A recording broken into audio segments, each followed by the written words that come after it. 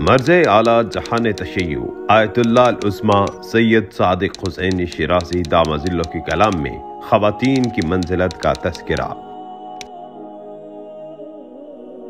رسول اللہ صلی اللہ علیہ وآلہ وسلم کی امیر المؤمنین علی بن ابی طالب علیہ السلام سے آخری وصیت بیوی سے محبت کے بارے میں تھی۔ پھر آپ علیہ السلام نے بھی اپنی آخری زندگی میں یہی وصیت اپنے بچوں یعنی امام حسن اور امام حسین علیہ السلام سے کی اور تاکید بھی فرمائی۔